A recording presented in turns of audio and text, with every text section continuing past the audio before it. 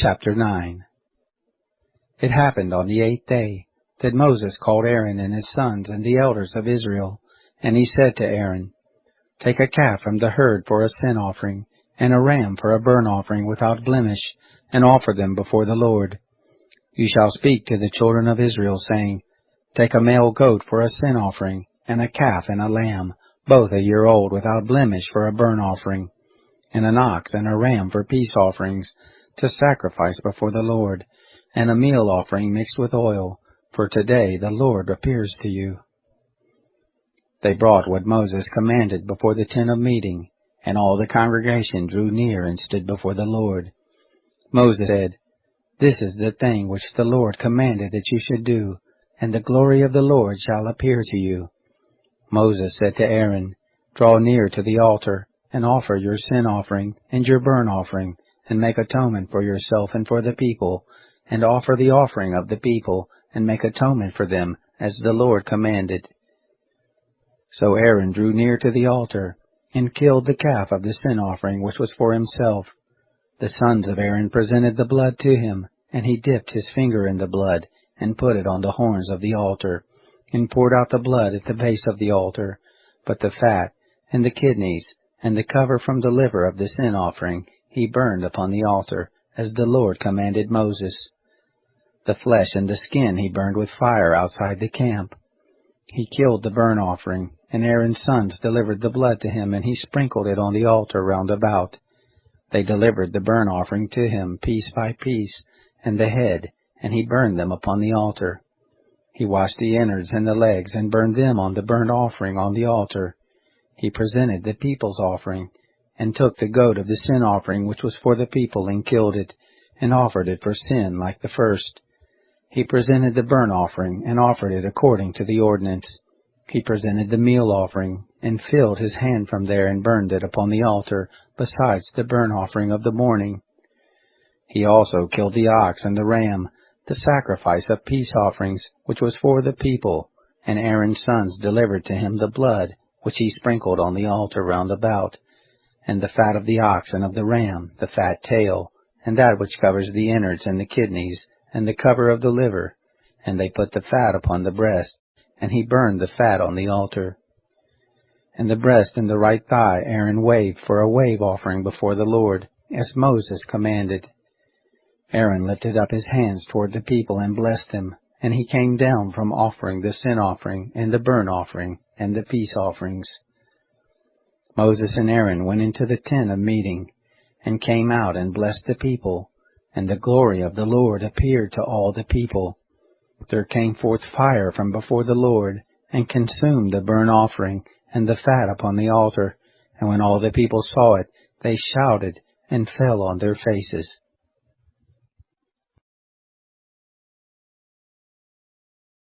Chapter 10.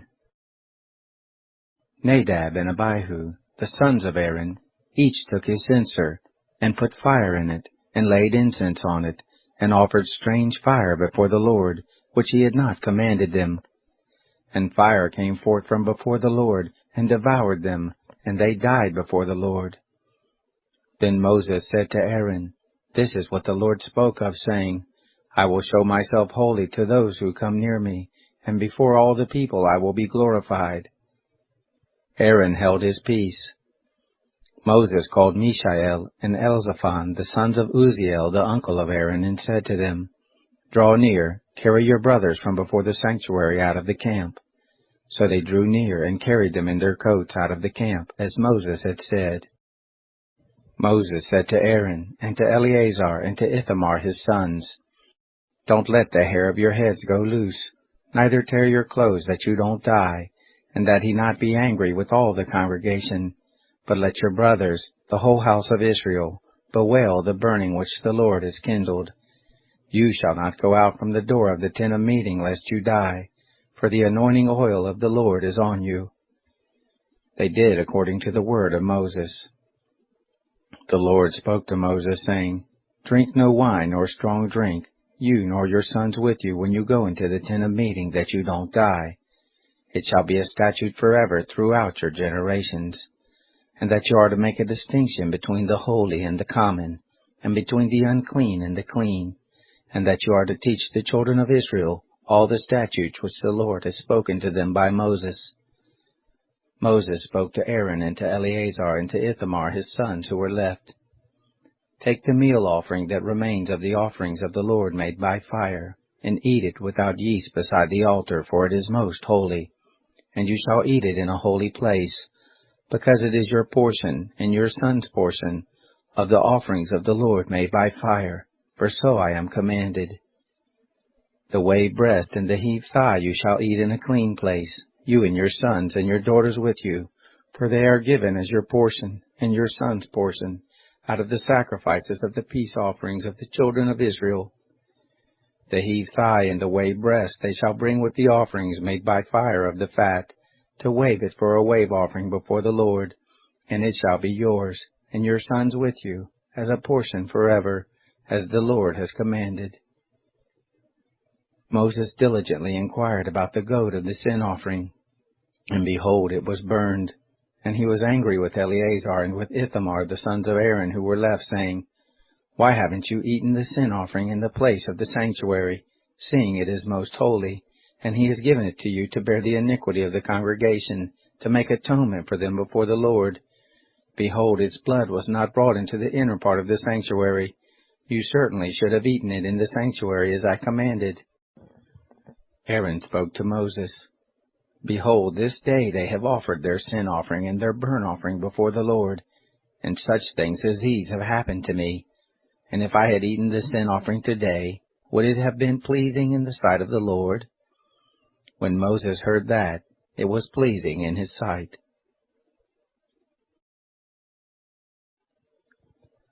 Chapter 11.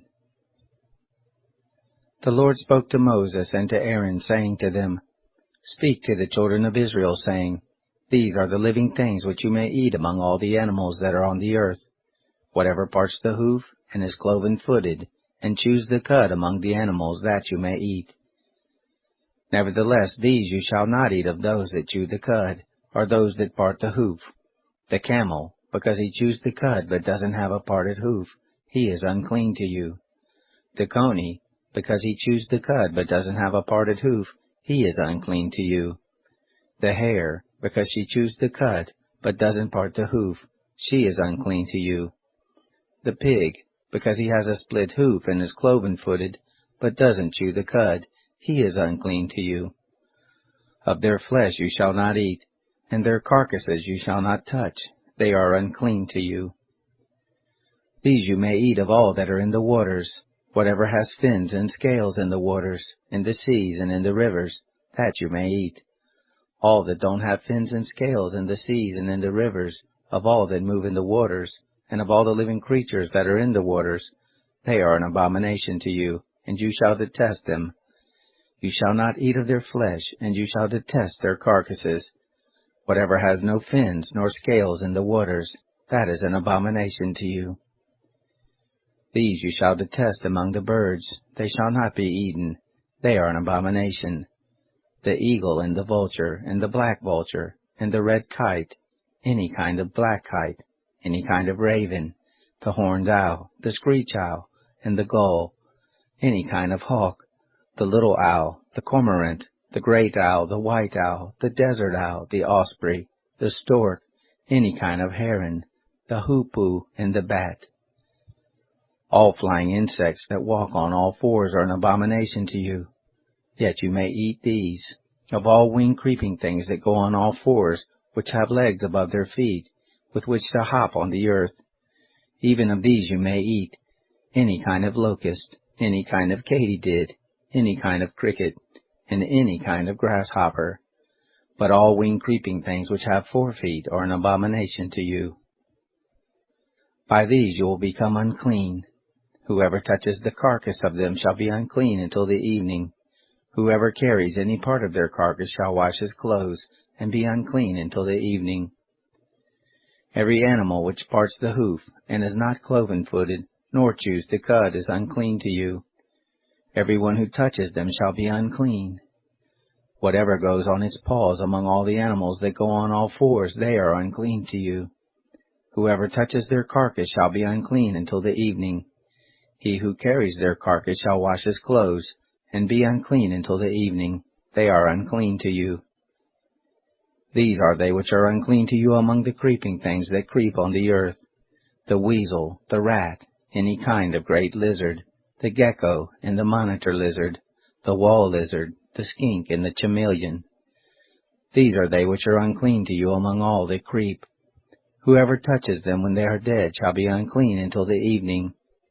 On whatever any of them falls when they are dead, it shall be unclean, whether it is in any vessel of wood, or clothing, or skin, or sack, whatever vessel it is, with which any work is done, it must be put into water, and it shall be unclean until the evening, then it will be clean. Every earthen vessel into which any of them falls, all that is in it shall be unclean, and you shall break it.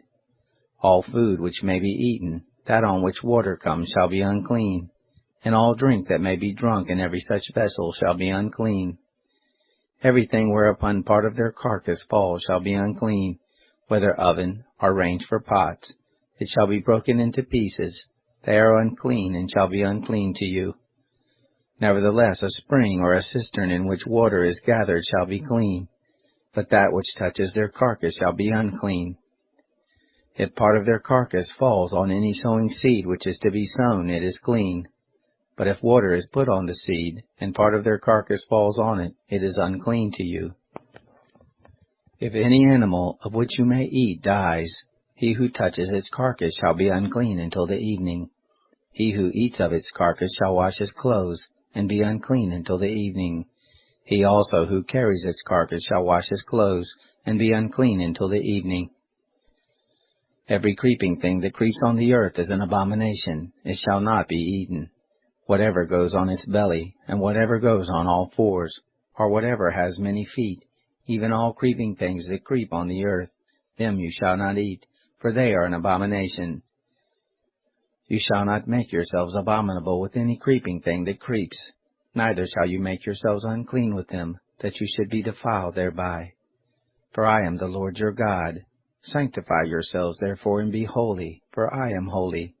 Neither shall you defile yourselves with any kind of creeping thing that moves on the earth. For I am the Lord who brought you up out of the land of Egypt to be your God. You shall therefore be holy, for I am holy. This is the law of the animal, and of the bird, and of every living creature that moves in the waters, and of every creature that creeps on the earth, to make a distinction between the clean and the unclean, and between the living thing that may be eaten, and the living thing that may not be eaten.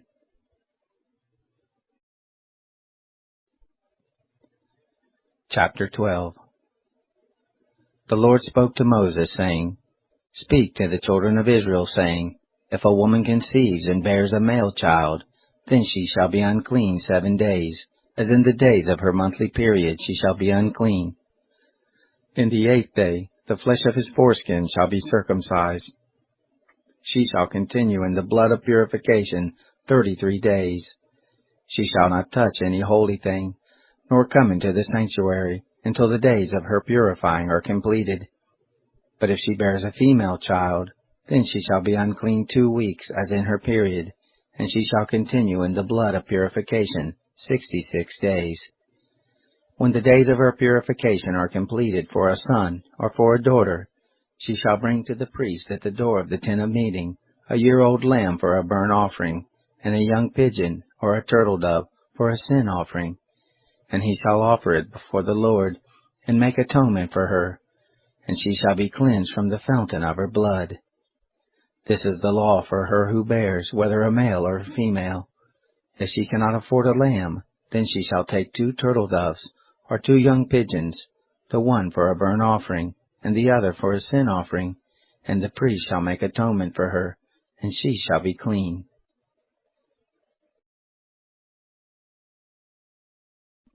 They came to the other side of the sea, into the country of the Gadarenes.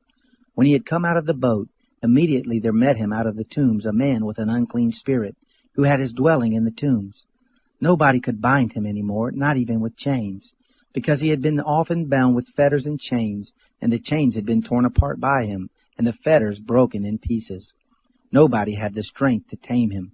Always, night and day, in the tombs and in the mountains, he was crying out and cutting himself with stones.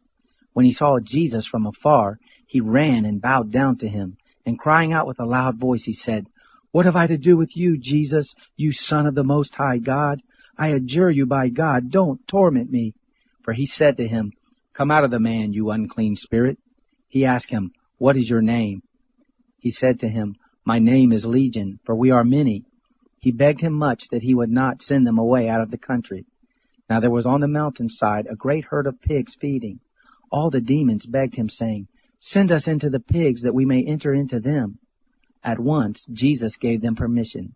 The unclean spirits came out and entered into the pigs.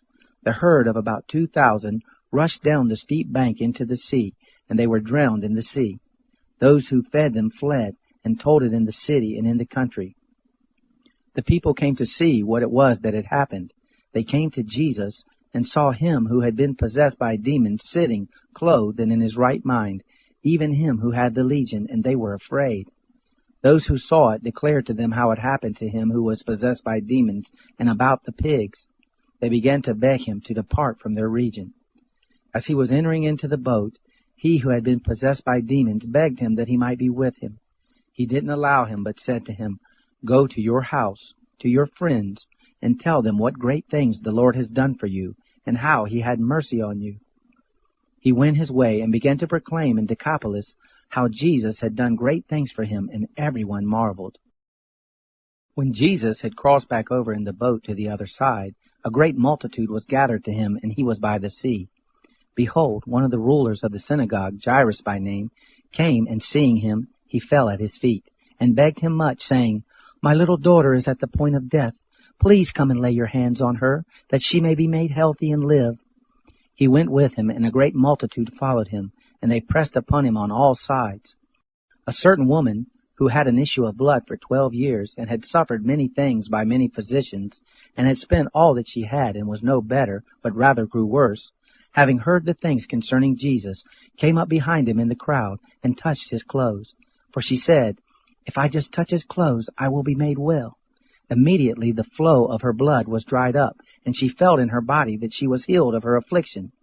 Immediately Jesus, perceiving in himself that the power had gone out from him, turned around in the crowd and asked, "Who touched my clothes?" His disciples said to him, "You see the multitude pressing against you, and you say, 'Who touched me?'" He looked around to see her who had done this thing. But the woman, fearing and trembling, knowing what had been done to her, came and fell down before him, and told him all the truth. He said to her, "Daughter, your faith has made you well. Go in peace, and be cured of your disease." While he was still speaking, they came from the synagogue ruler's house, saying, "Your daughter is dead. Why bother the teacher any more?"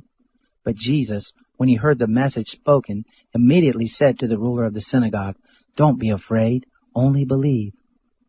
He allowed no one to follow him except Peter, James, and John, the brother of James. He came to the synagogue ruler's house, and he saw an uproar, weeping and great wailing. When he had entered in, he said to them, "Why do you make an uproar and weep? The child is not dead, but is asleep." They laughed him to scorn. But he, having put them all out, took the father of the child and her mother and those who were with him, and went in where the child was lying.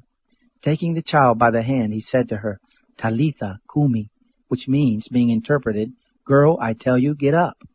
Immediately the girl rose up and walked, for she was 12 years old. They were amazed with great amazement. He strictly ordered them that no one should know this, and commanded that something should be given her to eat.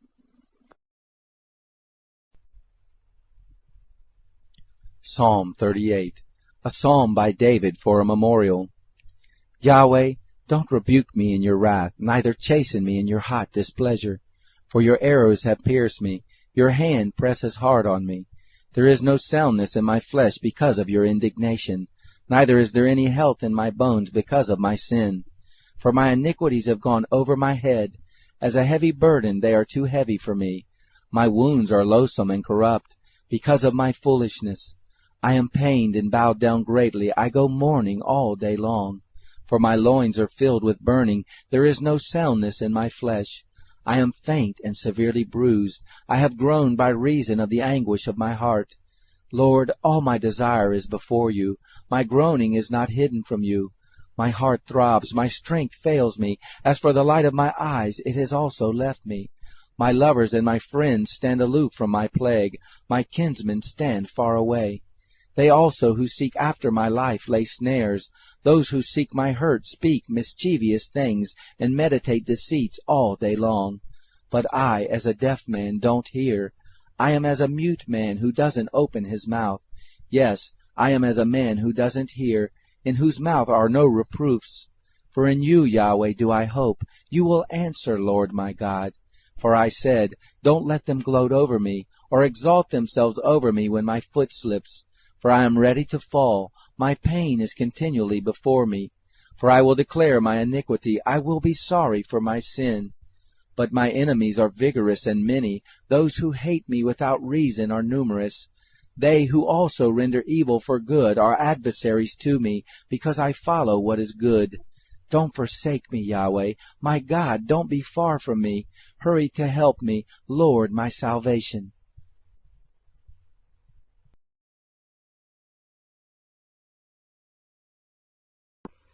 Blessings are on the head of the righteous, but violence covers the mouth of the wicked. The memory of the righteous is blessed, but the name of the wicked will rot. The wise in heart accept commandments, but a chattering fool will fall. He who walks blamelessly walks surely, but he who perverts his way will be found out.